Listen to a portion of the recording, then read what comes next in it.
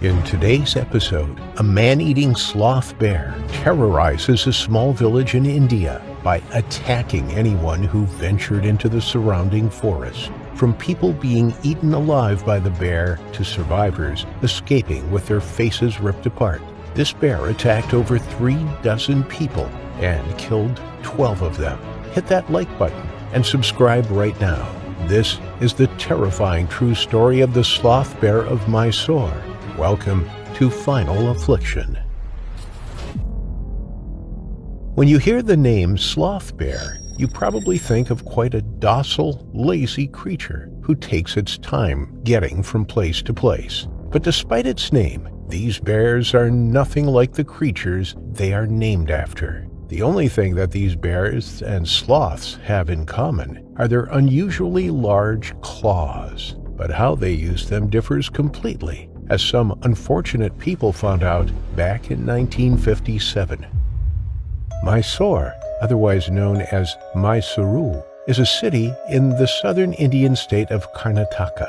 It is the third most populous and third largest city in the state, and is one of the cleanest cities in India. Situated at the foothills of the Chamundi Hills, Mysore is a city that is surrounded by nature and beauty. One of the creatures who lives in the forest surrounding the city are sloth bears. Usually quite an introverted species, sloth bears prefer to stay away from humans as much as possible. Like most other wild animals, these bears see humans as dangerous and prefer to keep their distance. However, every now and then, something will happen which causes a seemingly normal animal to act completely abnormal.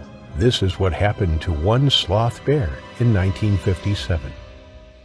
The story happened in a small village in the Nagvara Hills, 105 miles northwest of Bangalore in Mysore state. A sloth bear had made its home amongst the numerous boulder-strewn hillocks which surrounded the village. From these hills, the roughly 100-kilogram bear would venture down to the surrounding fields of the village, where it would then forage for food. Usually, sloth bears are quite solitary creatures. Their main diet consists of foraged fruits and nuts, along with termites and ants. They are able to locate these tiny creatures by smell, as they have extremely powerful noses which can detect insects up to 3 meters underground. Upon finding a mound of tiny critters, the bears will scrape at the structure with their 4-inch claws until they are able to get to the center of the ant or termite hill. They then suck the insects up through their muzzle.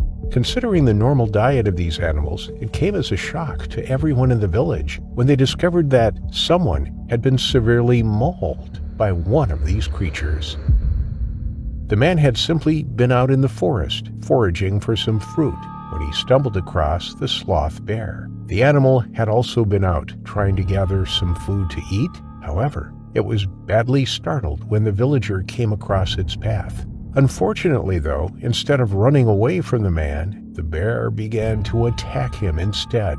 Angry at being disturbed, the bear charged at the villager. It rose up on its hind legs and slashed at the unprepared man with its massive claws. Terrified and unsure as to whether he should run away or not, the villager was hit in the face by the animal's claws, causing him to lose an eye. Just as the bear was about to finish him off, the villager was able to scramble to his feet and take off into the forest. The bear followed after him, but due to the denseness of the trees and foliage, the man was able to make his escape. Limping back to the village, it was there that he told the rest of the villagers what had happened and warned them to be careful if they ventured into the forest. But not everyone heeded the man's warning. Thinking that he was making a big deal over nothing, a few other villagers ventured out into the forest in order to cut down some trees. A few hours later, only one of the villagers returned, and he wasn't in good condition. He was covered in blood, and his face had been partially torn off. Despite this, he was the lucky one out of his group of friends, as the others had not survived at all. In fact, when the villagers sent a search party out to find their remains, they were horrified to see that some of them had even been partially eaten by the bear. The attacks continued like this for a few weeks, with people falling victim to the angry sloth bear fairly frequently. However, things finally came to a head after one fateful attack. Alam Bux was an elderly Muslim who lived in a shrine situated between the cities of Askere and Shimoga with his 22-year-old son. One evening, his son had decided to go out for a walk to get some fresh air. He had been walking his usual route through the forest when he accidentally stumbled upon the infamous Mysore sloth bear. The animal had been foraging for figs in a small field, but as soon as it noticed the 22-year-old at the edge of the field, it immediately began to attack. The bear charged at the unprepared man, growling as it descended upon him. The young man tried his hardest to get away, but the bear was simply too ferocious. Due to the fact that it had killed people before and had gotten away with it, the bear had lost all fear of humans. It began tearing into the young man with no care as to what happened to him. The animal clawed and bit at the man's face, inflicting so much damage that there was no chance for the villager to escape. The young man eventually succumbed to his injuries and passed away. Having finished with its attack, the sloth bear ambled its way out of the clearing and back into the forest. It was a few hours later when Alam began to get worried. His son had been out far longer than he usually was, so the older man decided to go and search for him. Sadly, when he came across the site of the attack, he was heartbroken at what he saw. Lying in the grass, covered in wounds, was his son. Devastated, Alam knew that things couldn't continue as they were. He wanted revenge for his son, but most importantly, he wanted to make sure that no one else ever had to suffer the tragedy of losing someone they loved to the beast. With this in mind, Alam reached out to a friend of his, a hunter by the name of Kenneth Anderson. Thinking that the hunt would be relatively easy, Anderson packed lightly. All that he took with him was an electric torch and a .405 Winchester rifle and a single change of clothes. Arriving at Alam's shrine early in the evening, Anderson wanted to get the hunt over and done with as quickly as he could. He planned to wait until nightfall, when the bear would be more active. Starting his search near the fig trees where Alam's son had been attacked, Anderson then ventured out another 1.5 miles, trying to locate the bear. However, he did not come across the creature during his walk. He stopped at another little clearing where he hoped the bear might forage, but after having no luck there either, he returned to the shrine. The next day, Anderson ventured out into the forest once again to find the dangerous sloth bear and put an end to its rampage. He was taken to the mouth of what locals thought was the bear's cave. However, after throwing rocks into the cave and receiving no reaction, Anderson returned to Alam once again. He told the elderly man that he was not able to stay any longer, but to contact him by telegram should the bear attack again. Only 1 month later, the sloth bear of Mysore attacked once again.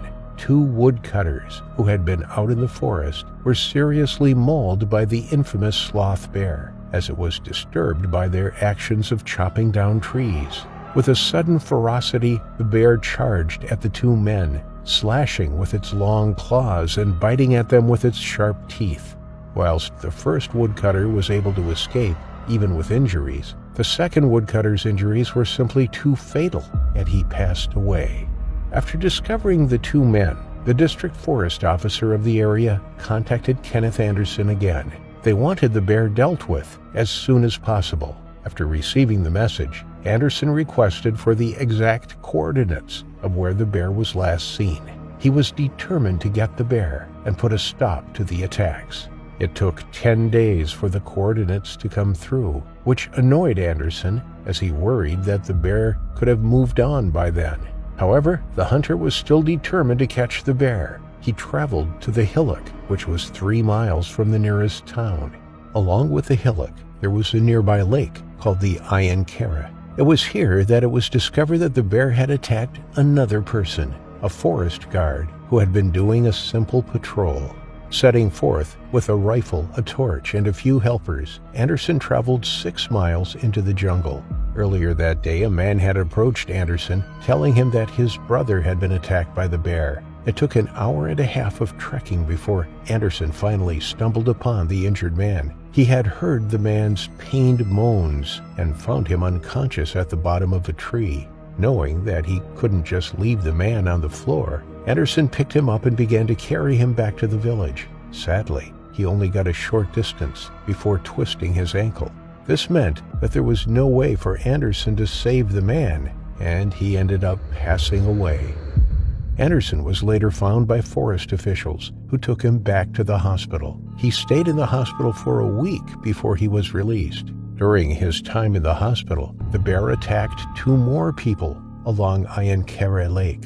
Finally, having enough, Anderson resumed his hunt. The hunter ended up camping out near some fields where the bear had been spotted roaming. Anderson waited from 5 p.m. until 11 p.m. before the infamous sloth bear made its appearance. Eventually, the animal ambled out of the forest, and Anderson was able to line it up in the sights of his rifle. Taking a deep breath, the hunter squeezed his trigger and finally put an end to the bear's reign of terror. At the end of the ordeal, the Mysore sloth bear had killed at least 12 people and mauled over 24 others. The reason why the bear suddenly went on such a deadly rampage is still unknown to this day. Some believe that the bear was a male who had once abducted a young girl from a nearby village to be his mate. However, she was rescued by the villagers, which some people believe angered the bear. Another theory was that the bear was actually female and that she was enacting her revenge on humans after having her 2 cubs stolen from her. But this was disproven once Anderson confirmed the bear to be a male. Whatever the reason for the bear's actions, the people of Mysore were glad to be rid of the beast. They felt much safer with the animal gone. And whilst it is always sad to end the life of an animal, sometimes it is to prevent even more people